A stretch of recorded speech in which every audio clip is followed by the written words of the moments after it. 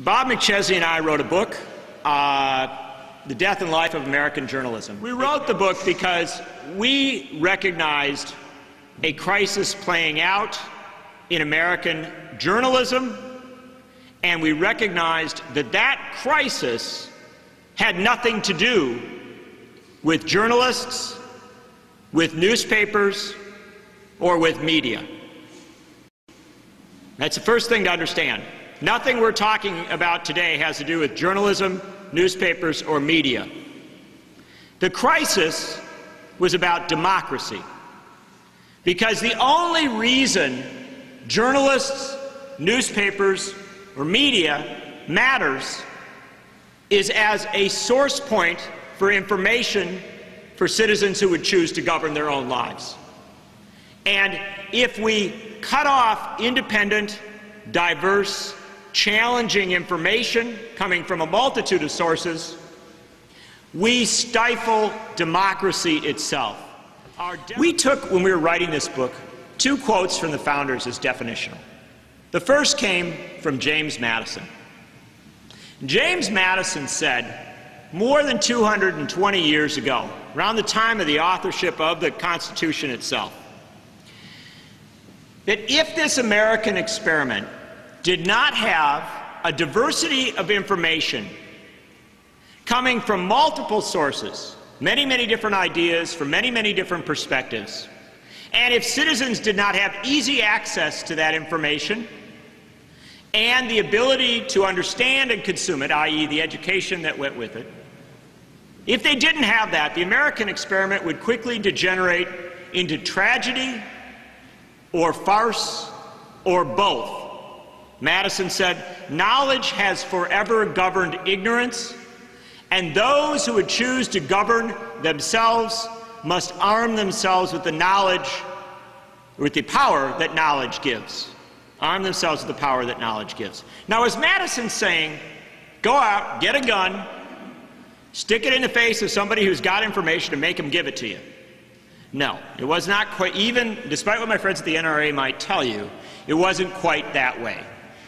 What Madison was saying, and he said it actually in the context of a national debate, was that the United States government had a responsibility to organize itself in a way that those who would choose to do journalism would be able to do so and sustain themselves.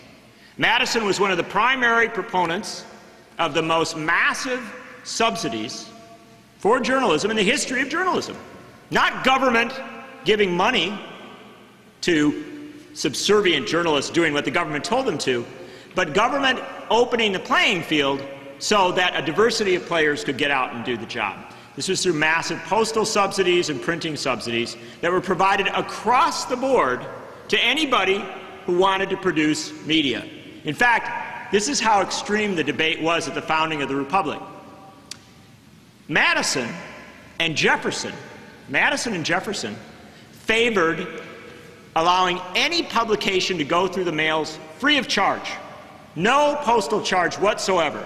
Madison said, we must do it that way because the slightest charge might shut down the most dissenting voice.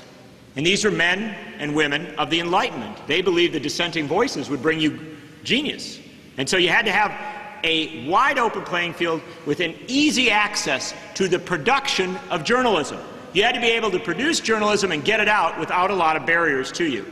Now, the more conservative players said that you should have a tiny postal charge. This was Hamilton, people like that.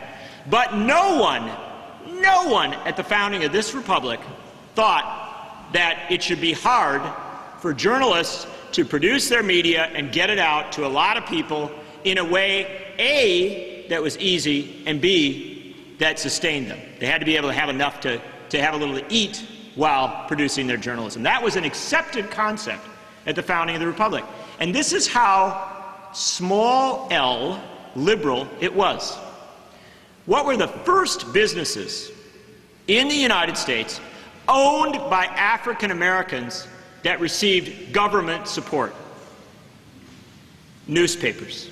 Freed slaves, freedmen who came, sometimes from the South, sometimes who had come from other places, in New York and other cities started abolitionist newspapers and made use of the printing and postal subsidies 200 years ago, at a time when presidential candidates would not mention the original sin of the American experiment, which was human bondage, and when the Congress itself was barred from debating slavery. And yet there were newspapers circulating through our mails that said this was a sin, this was a crime, and we had to confront it. Those publications, the abolitionist papers, were at the forefront of the struggle to expand the postal and printing subsidies, saying that if our political power and if our money power will not discuss the most fundamental of issues, at least open the mails to us, free the process up so that we can raise these issues. And in fact, amazingly enough, they won those fights. The postal subsidy was reduced to no charge in the 1830s and 1840s, driven by the abolitionist press. For the last 2 years in the United States, American newspapers have laid off more than 1,000 employees a month. In the last 2 years, we have lost 30,000 newspaper employees across the United States. 30,000 in 2 years. In the last 12 to 15 years, we have lost 19,000 on-air radio personalities as a result of consolidation of radio ownership, and our television stations.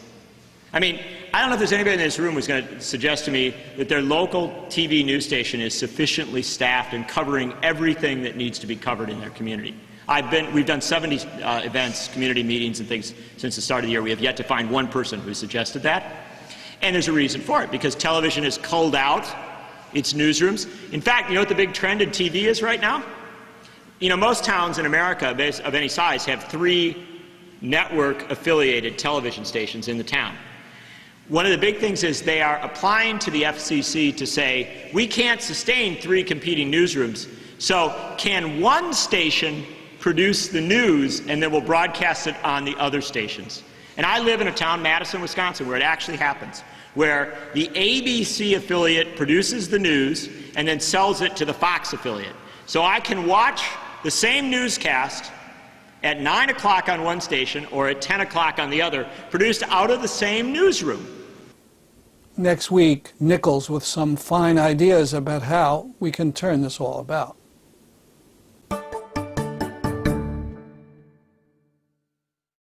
In Israel, there's news that the soldier who killed Tom Herndl is being let out of prison 3 years early.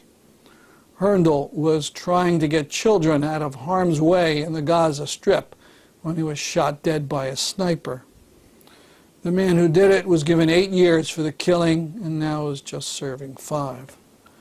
That, of course, is more than the soldier who killed American Rachel Corrie received. That soldier wasn't punished in any way. And finally, it's been 7 weeks since the massacre aboard the Mavi Marmara. President Obama still has not uttered publicly the name of Furkan Dogan, the American who was killed on the ship. That's our program for today. See you next week at this time. I'm Stanley Heller, and this is The Struggle.